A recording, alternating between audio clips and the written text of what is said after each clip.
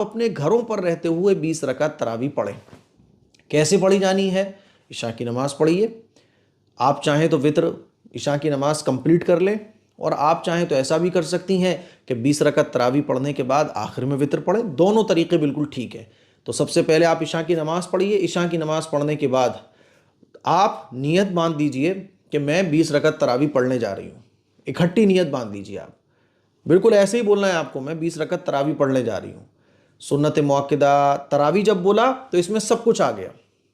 اب تراویح سنت مؤکدہ واسطے اللہ تعالیٰ کے، نماز اللہ ہی کے واسطے پڑھی جاتی ہے، منہ میرا کعبے شریف کی طرف تو کعبے کی طرف ہی رخ کر کے نماز پڑھی جاتی ہے۔ تو بس آپ اتنا کہہ لیں کہ میں 20 رکعت تراویح پڑھنے جا رہی ہوں، بس ہو گئی نیت۔ دل میں سوچ لیں تب بھی ہو گئی نیت، زبان سے کہہ لیں تب بھی ہو گئی۔ اب آپ 2 رکعت کر کے آپ 20 رکعت تراویح کمپلیٹ کریں گی۔ 2 رکعت پڑھیے، 2 رکعت پڑھیے، 2 رکعت پڑھیے، 4 رکعت جب ہو جائیں تو 1 منٹ کا ریسٹ کیجئے۔ اس میں آپ تراویح کی جو دعا ہے وہ بھی پڑھ سکتی ہیں، اور تراویح کی دعا یاد نہیں ہے تو آپ کو جو یاد ہو درود شریف پڑھ لیجیے، ورنہ خاموش بھی رہ سکتی ہیں۔ 4 رکعت پر تھوڑا سا بیٹھیے، پھر 2 رکعت پڑھیے، 2 رکعت پڑھیے، 8 ہو جائیں پھر تھوڑا سا بیٹھیے، 2 رکعت پڑھیے، 2 رکعت پڑھیے، 12 پر پھر تھوڑا سا بیٹھیے، 2 رکعت کر کے اس طرح سے آپ کو 20 رکعت کمپلیٹ کرنا ہے۔ کلیئر ہے نا؟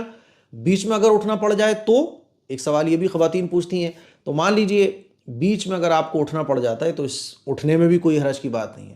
بچہ جاگ گیا، بچہ رونے لگا، کسی نے کھانا مانگ لیا، کوئی آ گیا، تو کوئی حرج کی بات نہیں ہے۔ 2 رکعت کمپلیٹ کرنے کے بعد اگر آپ ادھر ادھر چلی جاتی ہیں، یا مان لیجئے بچوں کو سلانے کی ضرورت پڑ گئی تو آپ بستر پر لیٹ بھی جاتی ہیں، تو اس سے کوئی آپ کی تراویح میں فرق پڑنے والا نہیں ہے۔